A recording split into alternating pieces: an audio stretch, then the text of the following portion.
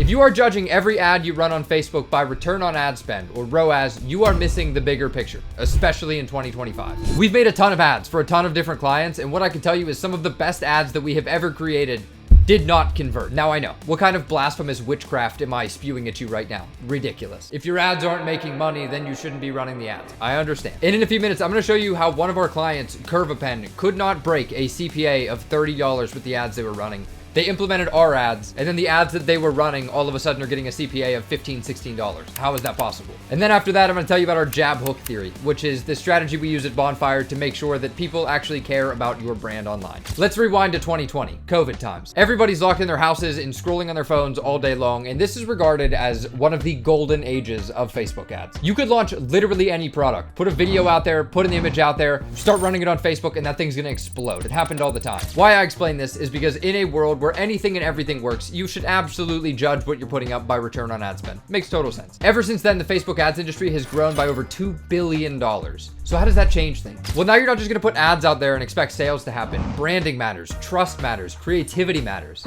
So let's talk about what return on ad spend is as a metric. Return on ad spend is the revenue that you made divided by how much you spent on a certain ad. The problem with this metric is that it's only telling you what converted and not what sparked interest in your brand in the first place. Let me let you in on a secret. Nobody ever buys the first time that they see one of your ads. Never. On average, it takes about 9 touch points for somebody to actually convert. So if somebody sees ad 1, they gain interest, and then they see ad 2, interest grows, and they see ad 3, and ad 3 converts them, ad 3 is going to be credited with the purchase. That's where your return on ad spend is going to be marked. The problem is ad 1 and ad 2 got them to ad 3, and these two are going to show that nothing happened. It ignores the entire concept of a funnel where the top is meant to gain interest and the bottom is meant to convert them. So what a lot of brands will do is they'll cut out those top of funnel pieces that got everybody interested and made them care in the first place. And then they see the bottom of funnel start to struggle and wonder why. Now, secret, there are platforms out there that will show you the buyer behaviors that people went on. Platforms like ROAS or Triple Whale. For example, ROAS will show you that person 1 saw this ad day 1,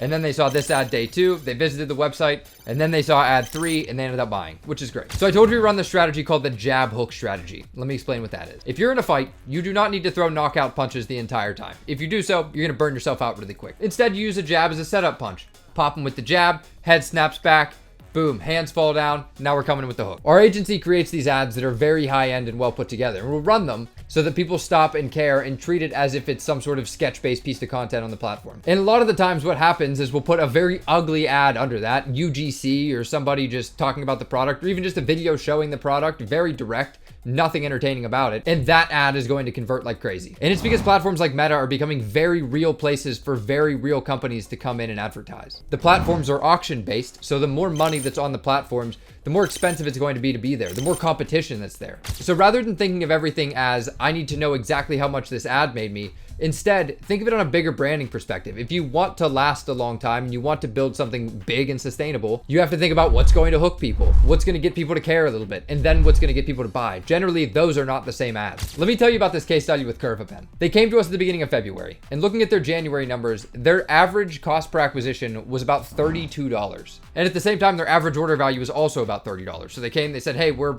breaking dead even on ads here. What can we do? They had some very rough and dirty ads running. They had the founder talking about the story of how the brand came about. They had some testimonials, stuff like that. The problem was, at the time, nobody cared. So we started putting things out there that were just very attention catchy. Fast forward now to April. The same videos that were converting sales before at $30 are now converting sales anywhere in the range of $14 to $20, which is a pretty significant drop in their cost per acquisition. So naturally, that sparked a conversation that said, hey, how is it that it's my ad that I made that's the one performing, but all of a sudden I'm getting purchases much cheaper? And it's because we got people to care and start to warm up to the idea of what it was stuff that was going to make them laugh. In the top of funnel, you have to build that brand awareness and that memory. In the middle, you're going to educate them and retarget and reinforce. And then that bottom of funnel is where we got to sell them. So if it's not return on ad spend that you need to track, what do you need to track? Well, again, you could use platforms like ROAS or Triple Whale to see exactly what ads got people to where they needed to be. Or look at things like that hook rate that I talked about in the last video, hold rate, click-through rate of ads. And in general, instead of looking at things on an ad by ad basis, look at it as a full ad library. Overall, what was my cost per acquisition last month compared to what it is this month with all these new strategies implemented? People make decisions on Facebook ads over a couple day period of time. You're gonna burn yourself out. It's never gonna work. If you wanna be a brand that does really well on Meta, you have to care about the bigger picture instead of those little granular statistics. Your best ads might not convert today, but they'll get everything else to convert tomorrow. Check out some of our work on this channel. Check out some of the ads we made for people and understand that these ads serve a bigger purpose. Learn to jab, build the brand, deliver the hook. You guys got this. Go kill it.